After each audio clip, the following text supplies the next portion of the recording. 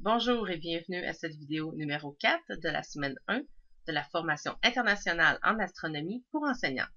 Dans cette vidéo, je vous fais une introduction aux cherches-étoiles, aux cartes du ciel et au logiciel Planétarium Stellarium, en fait les outils afin de vous familiariser avec le ciel et d'apprendre les principales étoiles et constellations.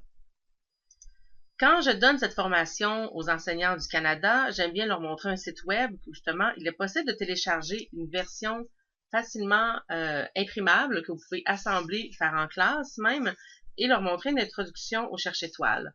Par contre, le cherche-étoiles dépend de la latitude à laquelle vous habitez. Donc, la carte du ciel, le ciel que vous voulez voir va être différent en fonction de la latitude. Alors, il faudrait que je trouve des cherche-étoiles imprimables pour les différentes latitudes pour tous les gens qui suivent la formation. Malheureusement, j'en ai pas trouvé. Alors, je vais vous montrer différentes ressources. Donc, c'est un peu un défi dans une formation internationale, c'est de trouver des ressources qui vont fonctionner pour toutes les latitudes présentes dans cette formation. Alors, je vous montre un site web où vous pouvez imprimer une carte du ciel et malheureusement, je n'en ai pas trouvé en français. Alors, celle que je vous montre est en anglais. Alors, si certains d'entre vous connaissez des ressources en français disponibles gratuitement sur Internet, s'il vous plaît, partagez les liens dans les ressources que je vous ai montrées dans la première vidéo, soit sur Facebook, vous pouvez toujours me les envoyer par courriel aussi, afin que je puisse les partager à tous dans un courriel futur. Alors, je commence en vous expliquant la carte du ciel. Alors, le site web, c'est skymaps.com et il existe 3 versions. Donc, vous pouvez trouver une carte du ciel pour l'hémisphère nord, une autre pour la zone équatoriale et une pour l'hémisphère sud, ce qui est quand même très intéressant. Alors, voici le site web SkyMaps. Je vous le présente parce qu'il y a quand même beaucoup de choses sur ce site. Donc, quand vous arrivez sur skymaps.com, vous devez aller dans The Evening Sky Map, Monthly Sky Calendar. Donc, vous pouvez cliquer ici directement.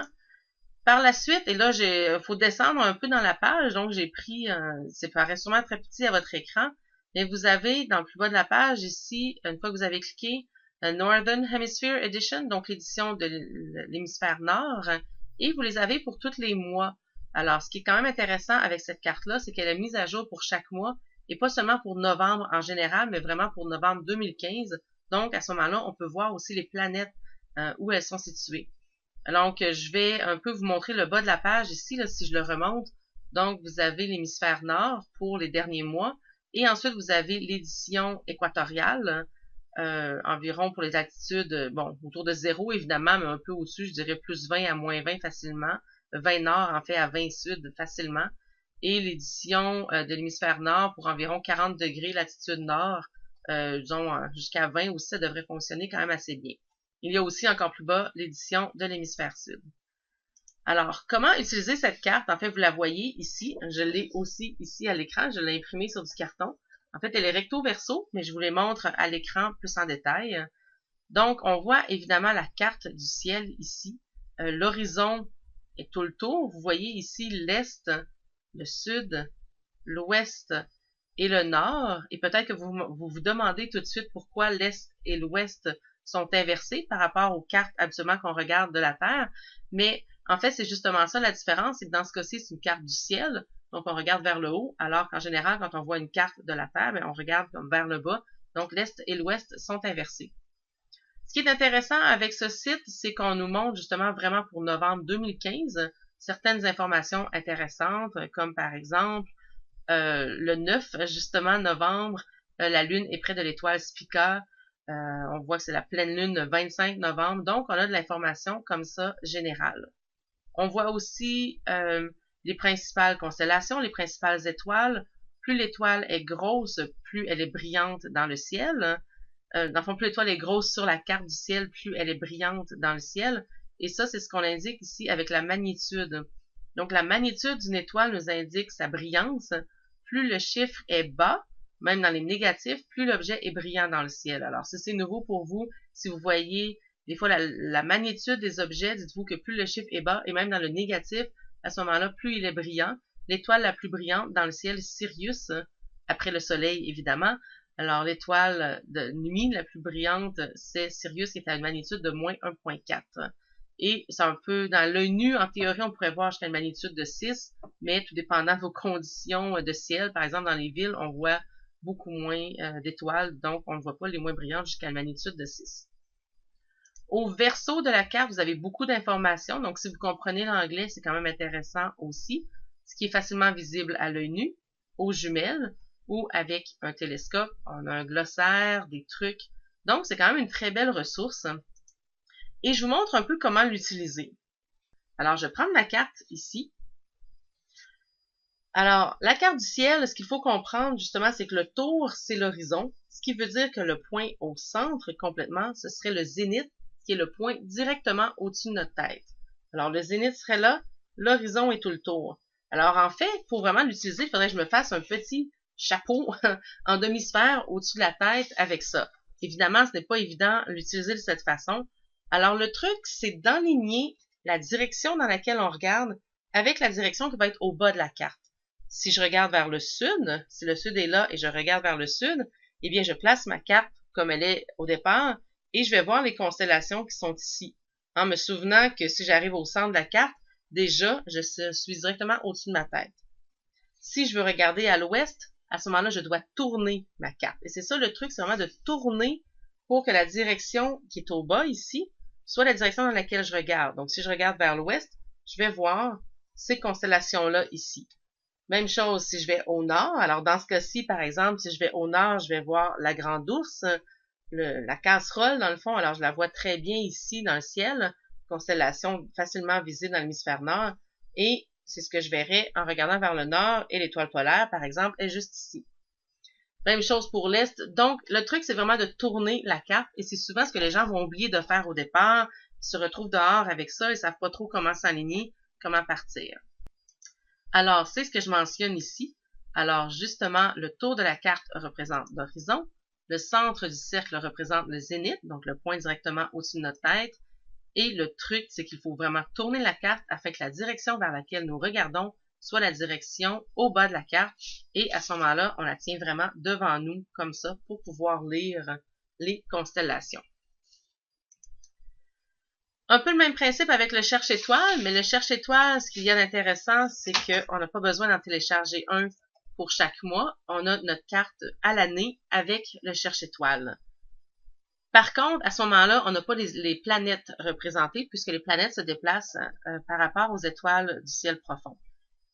Un cherche-étoile, on peut en acheter et là, la version que je vous montre, c'est la version gratuite qui est le site web présentement à l'écran, mais vous pouvez en trouver pour différentes latitudes dans les librairies. Alors, si vous voulez en avoir un plastifié, aussi, c'est beaucoup plus utile pour aller dehors d'avoir une version plastifiée à cause de l'humidité. Mais dans les bonnes librairies, ce n'est quand même pas très dispendieux de se trouver un bon cherche-étoile. Je vous en montre quelques modèles ici. Alors, je vous montre comment utiliser le cherche-étoile. C'est un peu le même principe que la carte du ciel. Par contre, il faut commencer par enligner la date et l'heure à laquelle nous voulons observer. Alors, on a les dates sur la carte et nous avons les heures sur le support une fois que notre cherche-étoile est assemblée. Et à ce moment-là, dans l'ovale, nous avons les étoiles qui vont être au-dessus de notre tête. Encore une fois, il faut penser que le point au centre, c'est bien le zénith, le point au-dessus de notre tête. Alors, le truc, encore une fois, c'est de tourner le cherche-étoile. Donc, une fois que ma date et mon heure sont alignées, vous devez tourner le cherche-étoile. Donc, si je veux regarder à l'horizon ouest, je le tourne et je regarde vers l'ouest et c'est ici ce que je verrai. Donc, encore une fois, c'est le même principe que la carte. C'est juste qu'il faut faire l'étape de plus d'enligner la date et l'heure. Et si vous utilisez l'heure avancée, donc comme ici, par exemple, en été, on est à l'heure avancée. Donc, en réalité, si j'observe le ciel à 20 heures le soir, en réalité, il faudrait que je le mette à 19 heures sur le cherche-étoile, puisque celui-ci ne tient pas compte de l'heure avancée. Par contre, une différence d'une heure, ce n'est pas majeur, même si vous oubliez de le faire, ce n'est pas grave, le ciel ne changera pas tant que ça en une heure. Alors, justement, les trucs, aligner la date et l'heure à laquelle vous voulez observer. Le tour de l'ovale, à ce moment-là, représente l'horizon, alors que le centre représente le zénith. Et il faut tourner le cherche-étoile afin que la direction vers laquelle nous regardons soit la direction au bas de la carte. Alors, ce sont des outils très intéressants que vous pouvez apporter dehors. Et si vous les apportez dehors pour observer sous le vrai ciel, il vous faudra une lampe pour pouvoir les voir. Et je vous recommande fortement d'avoir une lumière rouge Alors, la lumière rouge n'affecte pas votre vision nocturne comme la lumière blanche. Dès qu'on va dans le noir, nos yeux s'ajustent à la noirceur. On commence à avoir une vision nocturne et ça peut prendre 20 minutes, 30 minutes afin que nos yeux soient vraiment bien adaptés à la noirceur. Si vous arrivez avec une lampe de poche normale, blanche, et que vous l'allumez pour regarder votre cherche-étoile, à ce moment-là, votre vision nocturne disparaît et il faut recommencer l'adaptation pendant encore plusieurs minutes. Une lumière rouge ne fait pas ça, alors c'est vraiment recommandé d'avoir une lumière rouge. Et si vous n'avez pas de lumière rouge, vous pouvez trouver un bout de plastique rouge comme un sac de plastique. Vous pouvez simplement le mettre par-dessus une lampe de poche ordinaire. Alors, il existe d'autres outils pour apprendre le ciel et dans la prochaine vidéo, je vais vous montrer comment utiliser le logiciel Stellarium qui est gratuit. Alors, je vous recommande fortement d'aller à cette adresse, de le télécharger, de l'installer sur votre ordinateur et vous allez pouvoir suivre les indications que je vais vous donner dans la prochaine vidéo. Juste un petit détail, par contre, si vous allez sur le site web de Stellarium, vous pouvez directement cliquer sur le lien en haut pour télécharger la dernière version du logiciel. Par contre, si vous avez un ordinateur qui date de quelques années, je vous recommande fortement de descendre ici dans la page et vous allez voir plus bas All Releases et vous pouvez aller chercher une version antérieure. C'est ce que j'ai dû faire d'ailleurs dernièrement avec mon ancien ordinateur. Alors, vous allez peut-être avoir besoin d'aller chercher une ancienne version pour que ça fonctionne bien sur votre ordinateur. Mais une fois qu'il fonctionne, c'est très intéressant comme logiciel et je vous le montre dans la prochaine vidéo. Mais avant de terminer, je voudrais aussi vous mentionner qu'il existe des applications pour les cellulaires, les téléphones intelligents, les tablettes. Donc, vous pouvez aller chercher tout dépendant du système que vous utilisez. Stellarium a une belle application, donc des fois, elles sont gratuites, des fois pour seulement quelques dollars. Vous pouvez avoir des applications très intéressantes comme Stellarium, Sky Safari, Skyview, Starwalk. Donc, il y en a plusieurs et certaines, maintenant, c'est tellement bien fait grâce aux détecteurs, dans le fond, qui sont sur votre cellulaire, vos tablettes, vous pouvez savoir ils peuvent savoir où vous êtes situé, à quel angle vous le tenez vers le ciel, dans quelle direction vous la tenez, et ça peut vous dire directement l'étoile devant vous qui est brillante, et ça va vous l'indiquer, dans le fond. Alors, ça va vous indiquer le ciel dans la direction que vous regardez.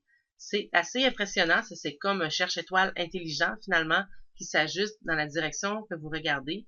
Et on peut même, par exemple, le pointer sous nos pieds après le coucher du soleil et voir que le soleil est quelque part sous l'horizon. Alors, des outils très intéressants. Par contre, il faut faire attention si on le mentionne parce que les enfants ont parfois tendance à trop regarder la tablette et moins regarder le ciel si on l'amène dehors avec eux. Mais ça peut quand même être des outils très intéressants à mentionner pour les gens qui ont des cellulaires, des tablettes. Alors, voilà, dans la prochaine vidéo, je vous montre comment utiliser Stellarium.